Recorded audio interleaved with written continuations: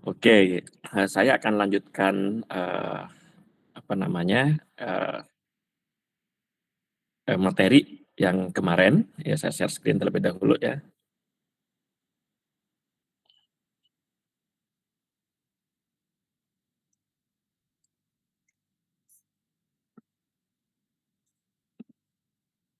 Oke, ini terlihat jelas?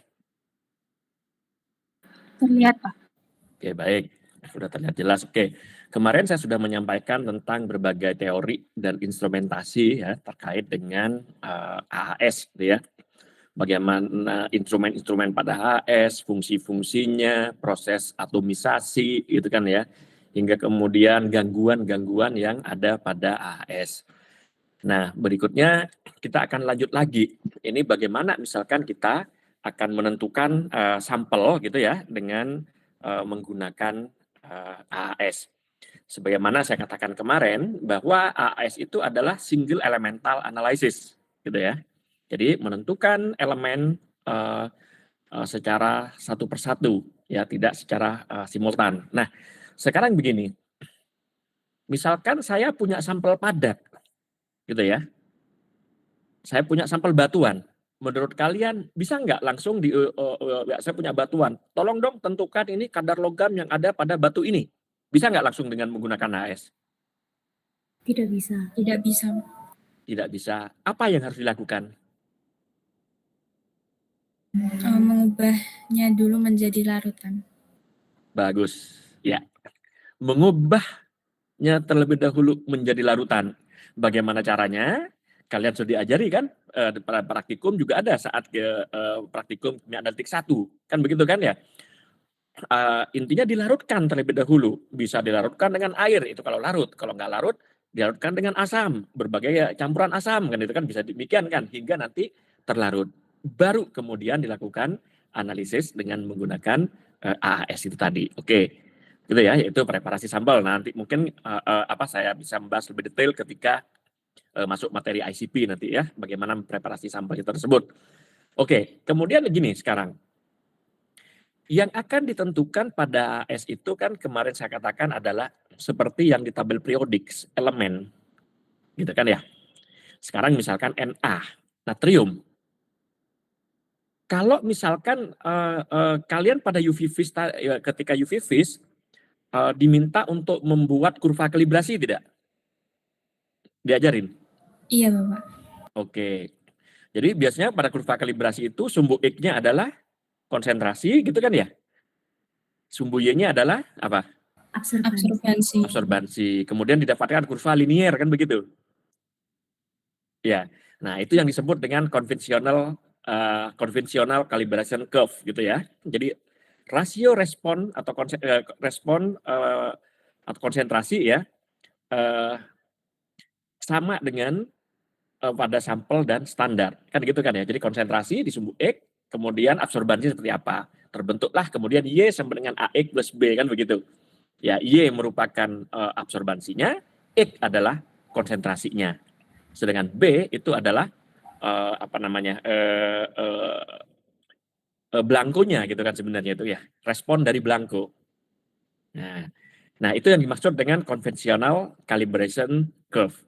Sekarang gini, untuk membuat, mmm, apa namanya, konsentrasi begitu kan ya, oke, kalau misalkan saya punya NaCl sekarang, saya minta kalian untuk membuat 1 gram ya konsentrasi 1 gram NaCl dalam 1 liter. Bagaimana kalian akan membuat? 1 gram NaCl dalam 1 liter. Bagaimana cara membuatnya? Ditimbang terlebih dahulu NaCl-nya 1 gram, kemudian dilarutkan ke dalam labu ukur, diberi air, diberi aquades hingga tanda batas. Oke, itu ya. Jadi berarti ditimbang karena 1 gram berarti timbang 1 gram terlebih dahulu, 1 gram NaCl. Kemudian dilarutkan gitu ya. Kemudian tadi dimasukkan ke labu takar gitu ya, labu ukur ya. Kemudian, diencerkan hingga tanda batas. Yang misalkan 1 liter ya berarti 1 liter kan begitu. Itu 1 gram per 1 liter sudah kan gitu ya, 1 gram per liter nanti. itu NaCl, kan gitu. Nah, pada AHS kita tidak menentukan konsentrasi NaCl, ya kan? Tapi kita akan menentukan Na, gitu. Yang akan kita kan adalah Na. Jadi sumbu X-nya itu adalah konsentrasi dari Na. Misalkan 1 ppm, 2 ppm, 10 ppm, ya mungkin 15 hingga sampai 30 ppm. Atau 30 mg per liter gitu kan. Sekarang begini, saya minta kalian untuk membuat larutan stok, ya. 1 gram Na per liter gitu ya. Jadi larutan stoknya adalah dengan konsentrasi 1 gram Na per liter. 1 gram natrium per liter. Pertanyaan saya, untuk membuat konsentrasi tersebut ya, 1 gram dalam 1 liter, berapa NaCl yang harus ditimbang? Apakah 1 gram? Kalau tadi kan NaCl kan ditanyakan saya bilang konsentrasi NaCl 1 gram per liter. Ditimbang NaCl-nya 1 gram, kemudian dilarutkan hingga volume 1 liter, kan begitu. Nah, sekarang pertanyaan saya berubah, ya sedikit diubah. Yang saya inginkan konsentrasi tersebut adalah 1 gram Na per liter, bukan 1 gram NaCl. Pertanyaannya, berapa gram NaCl harus ditimbang? Apakah 1 gram? Lebih 1 gram ataukah kurang 1 gram? Lebih, Bapak. Lebih. 1 gram, Bapak. 1 gram. Mas, Kalau 1 1 gram berarti NaCl dong, bukan Na. Tapi kan, ya? dalam NaCl kan hanya ada 1 Na. Iya. Na berapa berat molekulnya, Mas? Berat atomnya? 23. Ya, Cl 35,5. Sekarang saya tanya misalkan gitu. Dalam 1 gram NaCl berapa gram Na-nya di situ? Apakah 1 gram? Tidak kan? Ya. Bagus Mas bertanya seperti itu. Saya senang gitu ya. Jadi tadi 1 gram Pak harusnya Pak. Kan gitu. Baru tadi ada yang mengatakan juga harus lebih Pak. Bagus. Saya senang ada 2 yang berbeda seperti ini. Ya. Nah, tujuannya nanti biar paham gitu. Oke. Tadi ya kalau saya menimbang 1 gram NaCl, ya 1 gram NaCl, apakah Na-nya juga 1 gram? Ada mau jawab? Saya izin menjawab Pak. Na-nya tidak 1 gram karena berat molekul antara Na dengan Cl berbeda. Mungkin Na itu kurang dari 1 gram. Ya, jadi caranya bahwa itu berat atom Na dibagi dengan berat molekul NaCl dikalikan 1 gram. Itulah berat Na. Nah, sehingga sekarang ya, apabila diminta membuat larutan Na, ya, membuat larutan Na dengan konsentrasi 1 gram per liter dari NaCl, maka caranya adalah berat molekul dari NaCl dibagi dengan berat atom Na dikalikan 1 gram. Ya, berarti kurang lebih berapa itu? 58,5 per 23 gitu ya, kalikan 1. Sekitar berapa? 2,5-an gitu ya.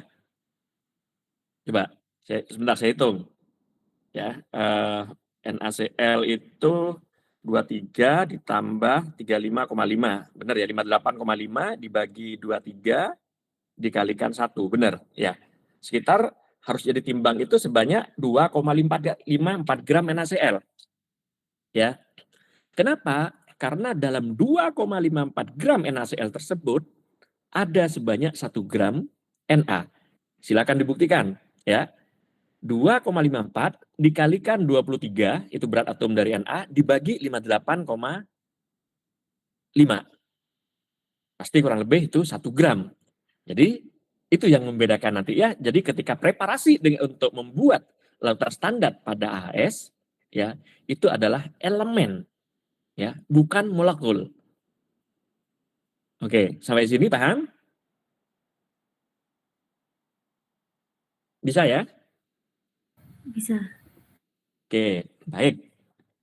Disinilah kemudian kita bisa membuat kurva kalibrasi yang mencerminkan hubungan antara konsentrasi dari analit ya sebagai sumbu X dan absorbansi pada sumbu Y. Nah, itu yang disebut dengan conventional calibration curve yang mungkin sudah biasa.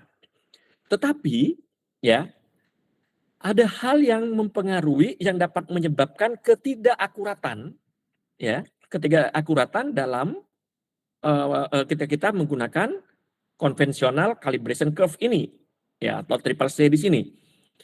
Nah, ketika kalian misalkan dibentuk membuat larutan Na gitu kan ya. Na-nya tadi dibuat dalam air. Sekarang saya punya sampel, sampelnya itu sampel air laut. Ya. Sekarang saya tanya, apakah komposisi air laut sama dengan Aquades? Sama enggak? Enggak sama kan? Nah, itu apabila kita menggunakan conventional calibration curve itu bisa menyebabkan ketidakakuratan atau inaccuracies. Ya, kenapa? Ini faktor yang mempengaruhi banyak faktor yang mempengaruhi sampel. Ya, contoh misalkan pH, ionic strength, turbidity, viscosity dan lain-lainnya. Ya, belum lagi nanti misalkan sampelnya juga terlalu turbid, ya, terlalu kental gitu kan. Nah, sifat-sifat yang seperti itu akan mempengaruhi konsentrasi, akan bisa nanti apabila menggunakan conventional calibration curve itu akan mempengaruhi perhitungan. Ya, bisa jadi sampelnya ya konsentrasi pada sampel lebih rendah dari sebenarnya atau lebih tinggi dari sebenarnya. Kenapa? Karena di sini terdapat perbedaan antara sampel dengan standarnya. Kondisi sampel dengan kondisi standar tidak sama. Standar dilarutkan dalam standar tadi misalkan saya memberikan contoh Na dilarutkan dalam Aquades, sedangkan sampelnya adalah diminta mengukur Na di dalam sampel air laut. Suatu hal yang sangat berbeda. Nah, ini yang kenapa kemudian kita menggunakan standar Addison method ya untuk membuat kurva kalibrasinya tadi. Ya, fungsinya apa dengan standar standar Addison method ini? Agar kondisi sampel sama dengan kondisi standarnya. Sehingga dengan demikian maka akan memberikan hasil analisis yang lebih akurat. Bagaimana untuk membuat standar Addison method? Nah ini, jadi sampel pasti dicampur dengan suatu standar. Ya, sampelnya pasti bercampur standar. Ini misalkan, kita cukup membuat satu konsentrasi saja untuk standarnya. Ini anggap standarnya ini 10 unit. Ya, 10 unit ya. Bisa diubah konsentrasi, 10 unit konsentrasi ini maksudnya. Bisa kalian menggunakan ini miligram per liter, boleh. Saya hanya tulis ini 10 unit gitu kan ya. Ini bisa ditulis 10 miligram per liter gitu. Oke. Nah, saya kembali lagi 10 unit. Di sini kalian harus membuat serangkaian misalkan berapa botol gitu ya, ada 4 botol di sini. Sampel kita masukkan. Sampelnya dibuat sama di sini volumenya. Ya, misalkan sampel air laut, ambillah sampel tersebut 25 ml. Ya. Kemudian kita menambahkan standar di sini, standar solutionnya. Ada yang ditambahkan 0, ada yang ditambahkan 5, ada yang 10, ada 15. Ya kan? Mililiter. Ya, dari yang diambil dari yang stoknya di sini 10 unit. Kemudian nanti diencerkan. Ya. Misalkan final volumenya sampai 50 mili. Maka di sini konsentrasi dari standarnya ya, ini 0 pasti ya karena ini ditambahkan 0. Ini 1. Dari mana 1 di sini? Ya, kok bisa 1? Ini kan diambil standarnya 10, berarti 5 kalikan 10. Ya kan? 50. Final volumenya 50, berarti 5 kali 10 dibagi 50, hasilnya 1. Gitu kan ya? Yang 10, ini 10 ml, berarti 10 kali 10 dibagi 50, 2. Begitu ini seterusnya. Ini adalah konsentrasi dari standar yang ditambahkan. Di mana standar ini sudah bercampur dengan sampel. Jadi kurang lebih kondisinya memiliki kesamaan dengan sampel. Dianggap misalkan responnya ini, absorbansinya gitu ya. 0,13 hingga sampai 0,43 sini. Baru kemudian kita buat kurva kalibrasi. Ya. Ini adalah edit concentration-nya. Tadi berarti ini kan 0,123 kan itu ya. Ya, 0,123. Kemudian responnya, ini sebagai sumbu Y ya, sumbu Y-nya Nah, ini sumbu Y-nya 0,13 hingga sampai 0,43. Ini ya, 1 2 3 4 di sini. Nah, kemudian kita tarik garis lurus di sini kurva kalibrasinya. Pasti nanti akan memotong di sini. Ya, akan memotong ke sumbu Y yang negatif. Nilai mutlaknya di sini ya, ini minus 1,3.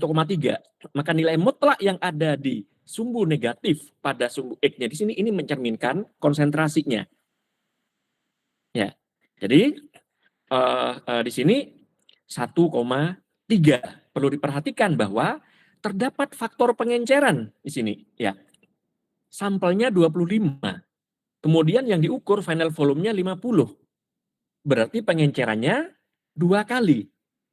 Ya kan? 2 kali. Sehingga di sini kan ketemunya 1,3 di grafik ini. Maka 1,3 ini harus dikalikan faktor pengenceran tadi 2. Ya. Jadi 1,3 dikalikan 50 per 25 sama dengan 2,6 unit. Sehingga konsentrasi sampelnya adalah 2,6 unit. Ini yang dimaksud dengan standar Addison method. Jadi standar Addison method itu bukan karena sampel terlalu kecil tidak terdeteksi, tidak gitu ya. Tetapi agar kondisi sampel memiliki kesamaan dengan kondisi standar.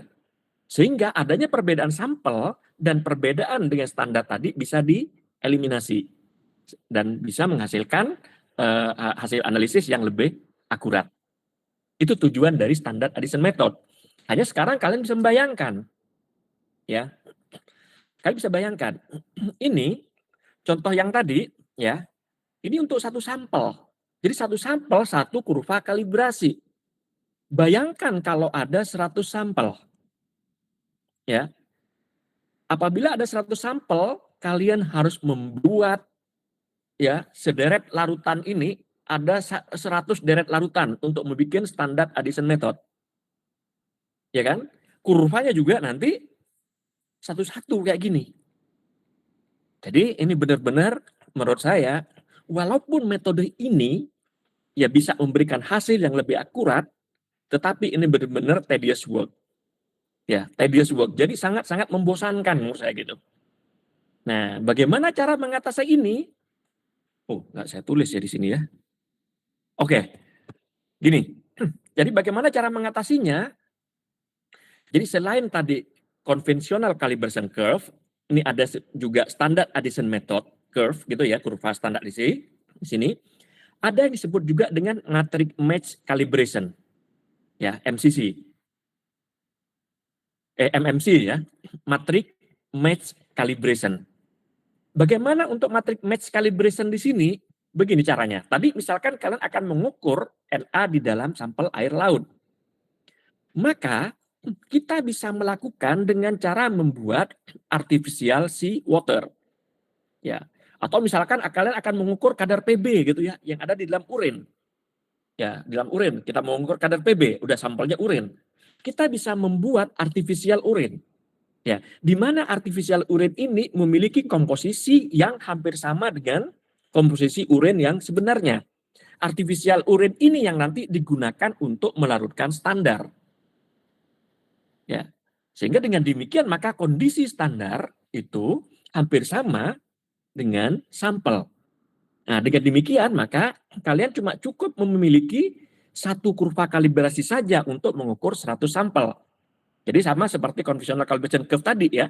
Yang berbeda hanya pelarut ya. Ya, jadi pelarut untuk melarutkan standarnya. Ini pelarut yang digunakan memiliki kesamaan dengan matrik yang ada pada sampel. Nah, itu disebut dengan matrix match calibration. Ya. Nah, itu lebih mudah menurut saya daripada standar Addison method. Ya. Di sini di slide ini tidak ada, kan memang di kurikulumnya nggak ada gitu ya, di kurikulumnya nggak ada. Tetapi saya memberikan di situ karena itu juga yang saya lakukan dalam riset. Ya. Jadi saya menggunakan disebut dengan matrix match calibration. Nah, itu. Nah, ini contoh standar Addison method ya. Ini tapi di sini menggunakan single standar saja di situ ya. Ini hanya contoh soal gitu ya. Mungkin kalian nanti bisa mempelajari sendiri ya. Ini serum sample is analyzed for potassium ya by flame emission spectrometry. Jadi flame emission spectrometry itu mirip seperti flame AS using method of standard Addison. Ini ya. to 0.5 milliliter aliquot are added to 5 milliliter portion of water. To 1 portion is added 10 microliter of 0.05 molar KCl solution. The net emission signal in arbitrary unit are 32.1 and 58.6. What is the concentration of potassium in serum? Tapi di sini menggunakan hanya single standard. Ya, jadi ini dihitung satu-satu. The amount of standard added, standar ditambahkan 0,01 mililiter kalikan 0,05. Di sini ya. Jadi konsentrasinya kurang lebih 5 kali 10 pangkat min 4 molar. Sinyal yang diproduce, yang dihasilkan, ini 58,6 kurangi 32,1, ini sekian. Sehingga milimol potasium dalam sampel, maka di sini ya 5 kali 10 pangkat min 4 milimol dikalikan 32 per 1 unit dibagi 26,5. Berarti ini 6,06 kali 10 pangkat min 4. Nah, ini di dalam 0,5 mililiter serum. Sehingga konsentrasinya nanti ini dibagi dalam 0,05. Maka diperoleh 1,21 kali 10 pangkat min 3 milimol per mililiter serum. Tapi di sini hanya menggunakan single standar gitu ya. Kalau yang tadi contohnya di sini saya menggunakan 4 kan gitu ya. Kalau ini hanya single standar. Jadi begini cara menghitungnya. Kalau tadi menggunakan yang banyak standar, maka dibuat kurva. Nah, apakah dengan menggunakan single standar ini bagus, hasilnya akurat? Tidak. Ya, jadi bisa jadi ini adalah error gitu. Tapi kadang-kadang ya di lab-lab uji itu seringkali menggunakan ini tujuannya untuk menghemat gitu. Makanya kadang-kadang kalau untuk tujuan riset saya tidak setuju jika harus menggunakan single standar. Ya risikonya terlalu besar untuk error. Gitu ya. Oke, nanti bisa dipelajari lebih lanjut ini. Nah, kemudian ada juga tentang detection limit ya, limit deteksi. Apakah kalian sudah pernah mendapatkan kuliah tentang limit deteksi atau limit kuantifikasi? Sudah belum? Sudah, Prof. Waktu bersama Prof. Barla kemarin. Oke. Berarti saya nggak usah menjelaskan lagi kan? Enak kan? Ya. Saya lompati berarti. Ini bagaimana menghitung LOD-nya.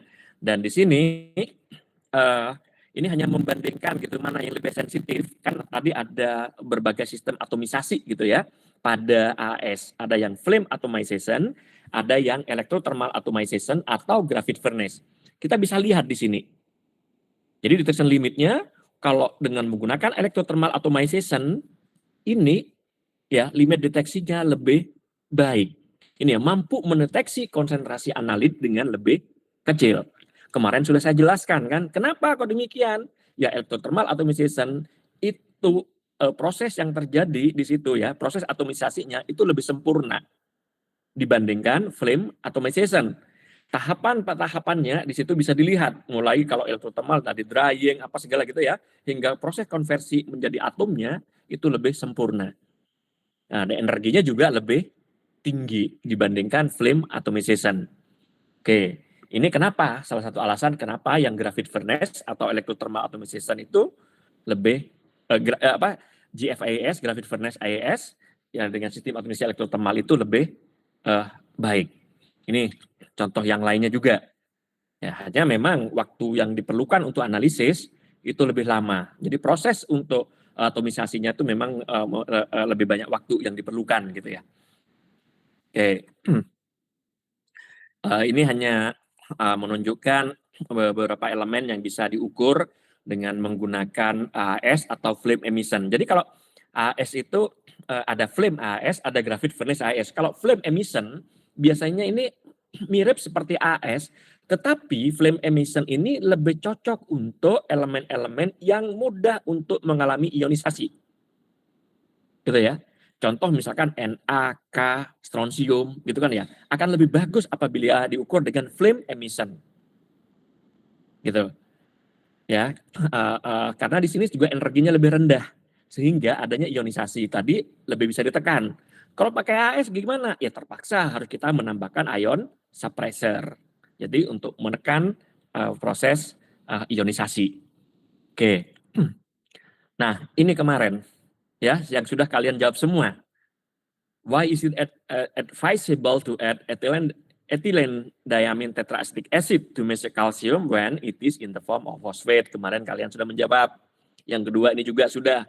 Why is potassium salt, yeah, such as KCl, frequently added when we want to measure element sodium by AAS?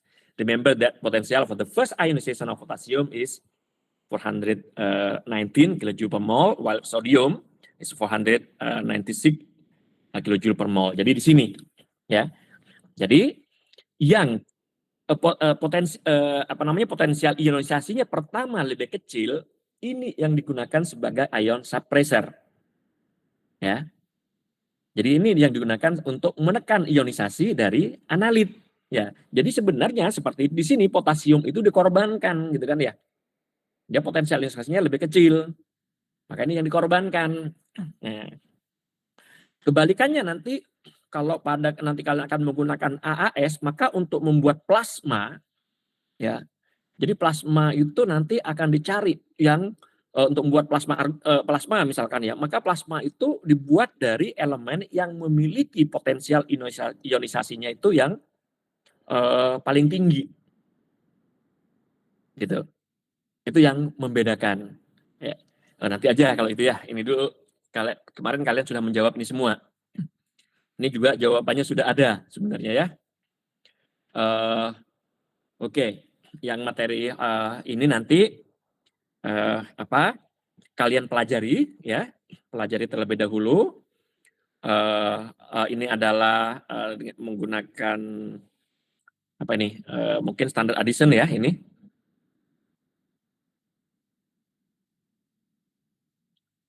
Oh enggak ya. Oke, nanti ini pelajari dulu ya. Jadi pelajari, setelah dipelajari nanti saya akan ini akan dibuat untuk tugas gitu ya. Bisa jadi nanti untuk seperti ini kan pasti ada kurva kalibrasi. Ini ada blanko, sinyal blankonya, ini ada standarnya, ya ini ada sinyal standarnya gitu ya. Kemudian ini ada sinyal dari sampel. Kayaknya kalau di sini ada sinyal dari sampel, di sini adalah dengan menggunakan konvensional calibration curve. Ya. Jadi pasti kalian akan membuat kurva kalibrasi, sumbu X itu adalah konsentrasi dari blanko hingga produksi standarnya. Kemudian nanti akan mendapatkan Y sama dengan AX gitu. Kemudian yang sampelnya ini ya, sinyal jadi sampel itu diplot ke persamaan tersebut ya. Jadi ini 29,6 dimasuk sebagai sinyal di berarti sumbu Y-nya gitu kan ya. Karena dapat persamaan Y sama dengan AX plus B. Gitu. Maka 29,6 itu adalah di Y, nanti X-nya pasti bisa kalian hitung. Nah, itulah konsentrasi dari kalsium di dalam sampel. Tapi nanti harus diperhatikan, apakah sampel tadi mengalami dilution atau mengalami pengenceran atau tidak. Karena kalau apabila terjadi pengenceran, maka konsentrasi akhir harus dikalikan dengan seberapa besar pengenceran tersebut. Kalau ada 3 kali pengenceran, maka harus kalikan 3. Kalau ada 5, kalikan 5. Ya, oke. Paham? Silakan jika ada yang ditanyakan. Ini materinya sudah habis untuk yang AS.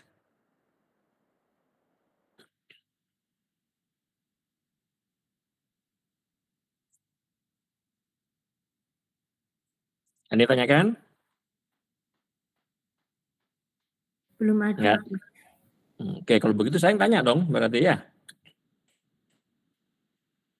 Ya. Coba tadi apa tujuan ya menganalisa sampel menggunakan standar addition method? Tujuan utamanya apa?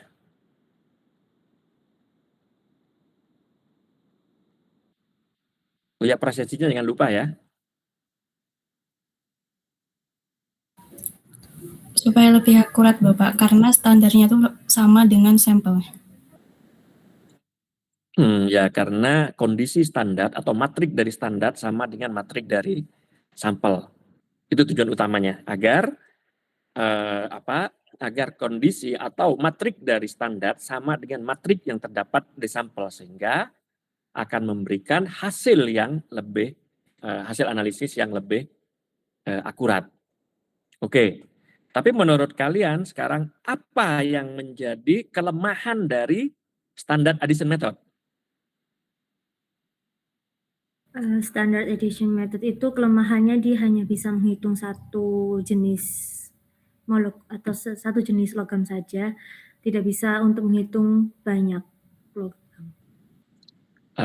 Gini, saya paham maksudnya. Mungkin bahasa yang lebih tepat itu adalah bahwa untuk satu sampel, ya pada standar admission method, untuk satu sampel maka harus membuat satu deret larutan standar sekaligus satu kurva kalibrasi, gitu kan ya. Sehingga apabila ada 100 sampel, maka harus membuat 100 deret standar, 100 kurva kalibrasi. Dan itu benar-benar tedious work kan gitu. Jadi benar-benar kerjaan yang sangat tedious, sangat membosankan begitu. Kalian bisa bayangkan membuat kurva standar sebanyak 100 gitu. Ya. Jadi itu ya. Jadi misalkan ya punya sampel, saya beri contoh ya, sampel urin gitu kan, sampel urin untuk menentukan PB ada sebanyak 100 sampel. Maka kalian harus membuat 100 kurva kalibrasi, terus 100 deret standar. Itu hanya PB. Bayangkan kalau ada sampai 80, ada sekitar 60 elemen yang harus ditentukan di dalam sampel urin. Ya, ada 100, berarti 100 kali 60. Ya, ada 6.000 standar yang harus kalian buat. Ya, ada 6.000 deret standar. Dan ada 6.000 kurva kalibrasi yang harus kalian bikin. Nah, itu nanti kelemahan-kelemahan tersebut nanti bisa semua diatasi dengan dengan menggunakan ICP nanti ya, ICP-MS atau ICP OIS. Oke, jadi Naila Belinda tadi udah paham ya. Jadi bahasanya seperti ya Belinda ya, paham ya? Iya, Prof. Maksud saya seperti itu. Iya, oke. Ya. Apalagi?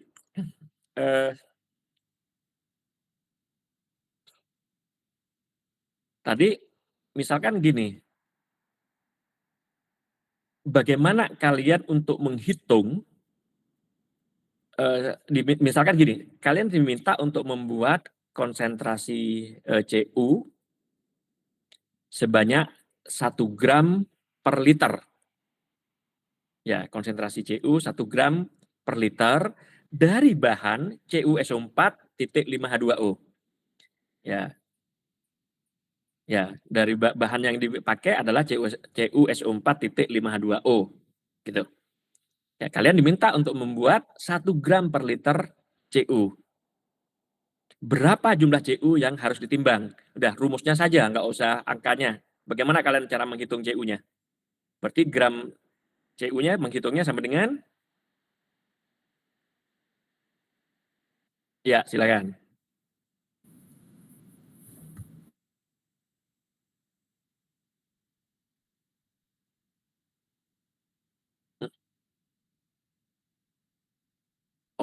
Oke, ya, betul ya. Jadi MR dari CuSO4.5H2O dibagi ARCU dikalikan 1 gram. Itu yang ditimbang. Oke. Sekarang apa yang akan kalian lakukan ya? Misalkan gini, sampelnya berupa cairan. Tapi cairannya tadi terlalu kental. Apa yang harus kalian lakukan ketika akan melakukan dengan pengukuran dengan AS? Diencerkan terlebih dahulu. Bisa.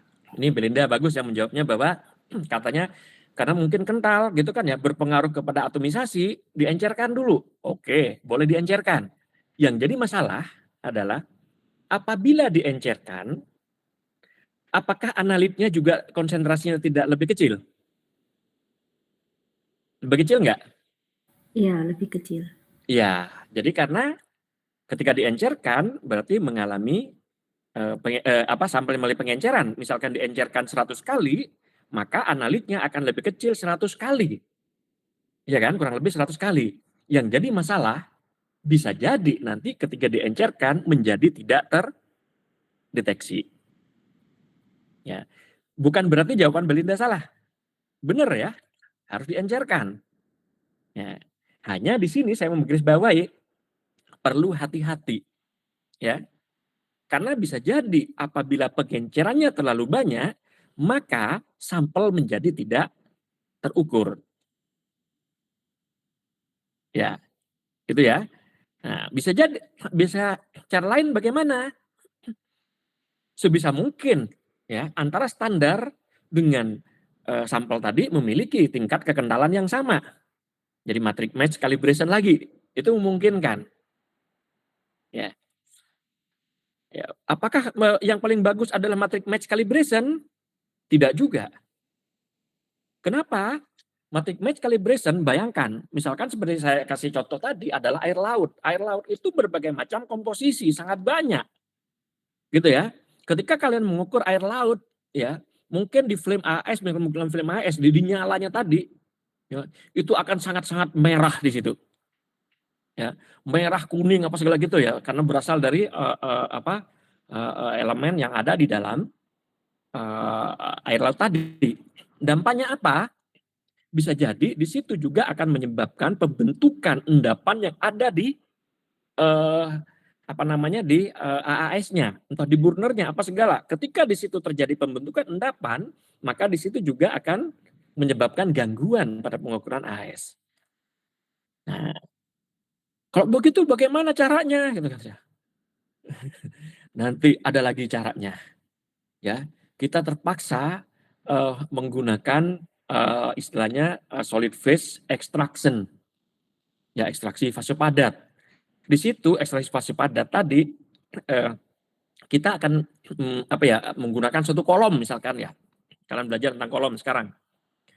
Jadi misalkan sampel air laut yang akan dideteksi apanya di situ. Misalkan PB, HG, CD. Ya. Jadi kita membuat kolom yang bisa mengikat CD misalkan. CD, HG, PB misalkan. Itu yang diikat. Dimasukkan kolom gitu ya. Ketika analit tadi terikat di dalam kolom, berarti yang lainnya matriks tadi kan sudah terbuang. Ya kan? Nah, berikutnya baru kolomnya dilakukan elusi. Misalkan dengan menggunakan 1 molar asam nitrat begitu. Nah, di situ kan sudah bersih kan di situ. Di dalam asam nitrat tadi hanya ada 3 elemen tadi sudah gitu. Kan sudah bersih. Dan nanti standarnya tinggal dibuat di dalam HNO3. Maka di sini akan lebih sensitif pasti. Metodenya akan lebih sensitif, pada instrumennya juga akan lebih bagus. Karena apabila kita menggunakan kolom itu tadi gitu ya, tidak hanya membuang matriknya atau membuang komponen yang tidak kita perlukan, tetapi kita bisa memekatkan sampel. Artinya apa? Apabila sampelnya konsentrasinya sangat rendah, ya, konsentrasinya sampel sangat rendah, maka bisa dilakukan pemekatan dengan menggunakan solid phase extraction itu tadi. Ya, sehingga yang awalnya tidak terukur, maka bisa menjadi terukur. Ya, karena terlalu kecil mungkin gitu. Ya, dipekatkan. Nah, dikata dipekatkan, maka menjadi terukur. Oke, bisa ya dipahami ya? Bisa, terima kasih tadi Belinda menjawab seperti itu. Jadinya langsung saya terbayang banyak di kepala gitu kan ya. Nah, itu beberapa teknik yang sudah juga pernah saya lakukan di dalam riset. Oke. Silakan jika ada yang ditanyakan. Nggak ada? Oh, silakan Naila. Baik Pak, izin bertanya. Sebenarnya saya masih bingung di sini. Kan kalau mengukur konsentrasi, tapi kalau diencerkan itu kan otomatis konsentrasinya juga berubah. Terus kalau pakai terelusi itu juga nanti kan konsentrasinya juga bakal berubah gitu ya Pak, lebih Iya. pekat. Nah, Iya. tapi kan tujuan kita tuh kayak yang konsentrasi sebenarnya gitu Pak. Apakah ada bisa langsung yang sebenarnya gitu Pak? Iya. Baik, saya paham maksudnya.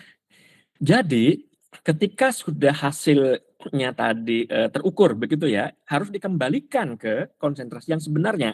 Misalkan tadi pengenceran. Ya, diencerkan sebanyak 5 kali.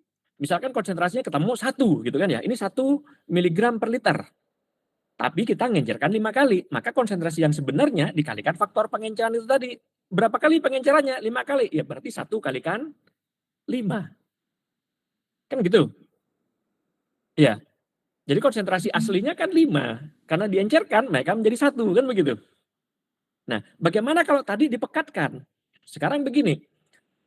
Konsentrasi yang sebenarnya itu misalkan ya, kalian menggunakan konsentrasi yang sebenarnya anggap misalkan 0,1 ya, konsentrasi yang sebenarnya 0,1, tapi mungkin ini sulit 0,1 itu untuk terukur gitu kan ya.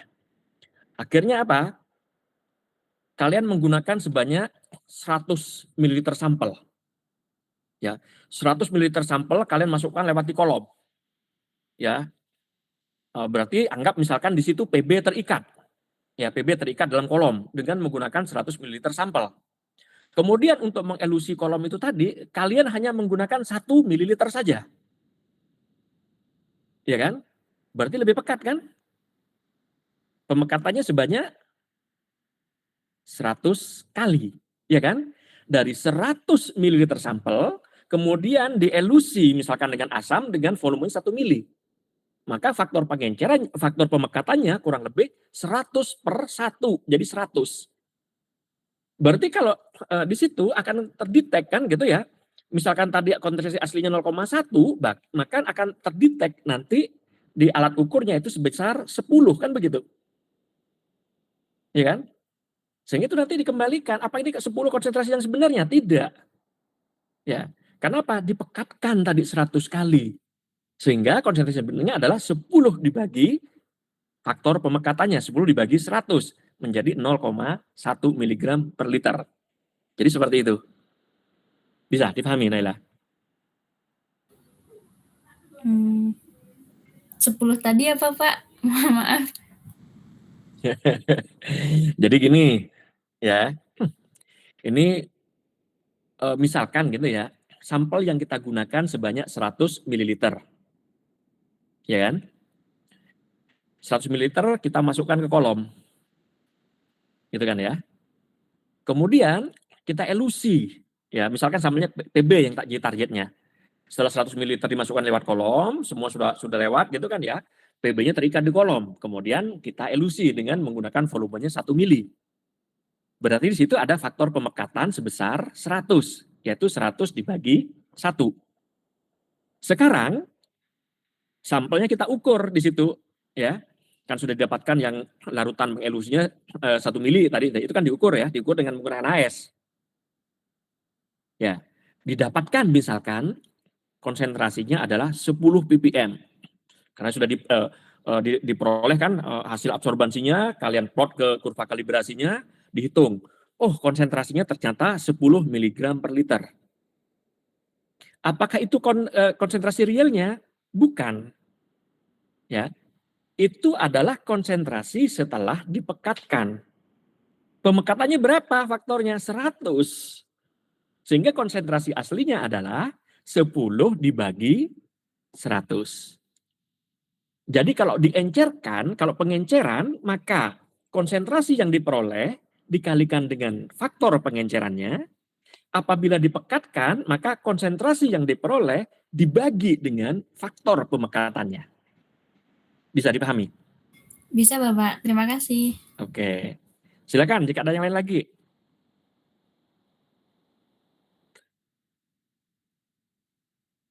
Oke, kalau nggak ada, di slide terakhir itu dipelajari ya. Nanti itu bisa menjadi bahan evaluasi dari saya. Ya, nanti aja tugasnya. Ya, bukan sekarang, tapi pelajari. Sehingga kalau saya berikan tugas, maka kalian sudah bisa menjawab benar semua. Jadi enak bagi saya koreksinya gitu. Ya, oke. Baik, jika tidak ada lagi, karena ini hanya satu SKS ya.